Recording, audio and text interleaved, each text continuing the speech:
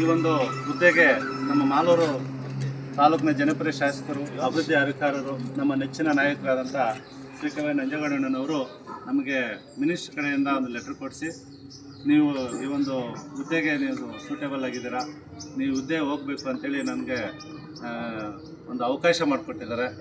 ನಾನು ಅಣ್ಣನವ್ರಿಗೆ ಈ ಒಂದು ಹುದ್ದೆಗೆ ನನ್ನನ್ನು ಆಯ್ಕೆ ಮಾಡಿದ್ದಕ್ಕೆ ಅಭಿನಂದನೆಗಳು ತಿಳಿಸೋದಕ್ಕೆ ಎಲ್ಲ ನನ್ನ ಪಕ್ಷದ ಮುಖಂಡರು ಮತ್ತು ಎಲ್ಲ ನನ್ನ ಹಳ್ಳಿಯವರು ಮತ್ತು ನರಸಿಂಹಣ್ಣವರು, ನಾಗರಾಜಣ್ಣು, ಎಲ್ಲರೂ ಕೂಡ ಸಮುದಾಯ ಎಲ್ಲ ಸಮುದಾಯೇತರವಾಗಿ ಎಲ್ಲರೂ ಕೂಡ ಬಂದಿದ್ದಾರೆ.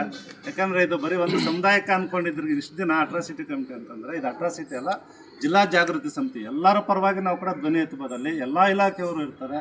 ನಾನು ನಿನ್ನೆ ಫಸ್ಟ್ ಮೀಟಿಂಗ್ ಅಟೆಂಡ್ ಮಾಡಿದಾಗ ನನಗೆ ಅರ್ಥ ಆಗಿದ್ದು ಇಷ್ಟೊಂದು ಮಟ್ಟಕ್ಕೆ ಇದಕ್ಕೊಂದು ಬೆಲೆ ಇದೆ, ಒಂದು ವ್ಯಾಲ್ಯೂ ಇದೆ ಅಂಥೇಳಿ. ಹಾಗಾಗಿ ನನ್ನ ಅಣ್ಣನವರ ಮಾರ್ಗದರ್ಶನದಂತೆ, ನನ್ನ ಎಲ್ಲ ಹಿರಿಯರ ಮಾರ್ಗದರ್ಶನದಂತೆ ನಾನು ಈ ಒಂದು ಏನು ಜವಾಬ್ದಾರಿ ನೀಡಿದಾರೋ ಅದಕ್ಕೆ ನಾನು ನ್ಯಾಯಬದ್ಧವಾಗಿ ನಡ್ಕೊಳ್ತೇನೆ, ನನ್ನ ಜವಾಬ್ದಾರಿಯನ್ನು ನಿಭಾಯಿಸ್ತೇನೆ ಅಂತ ನಾನು ಅಣ್ಣನವ್ರಿಗೆ ಈ ಸಂದರ್ಭದಲ್ಲಿ ಮಾತು ಕೊಡ್ತಾ ಅಣ್ಣನವ್ರಿಗೆ ನಾನು ಹೃದಯಪೂರ್ವಕವಾಗಿ ಧನ್ಯವಾದಗಳನ್ನು ತಿಳಿಸ್ತೇನೆ. ಎಲ್ರಿಗೂ ನಮಸ್ಕಾರ.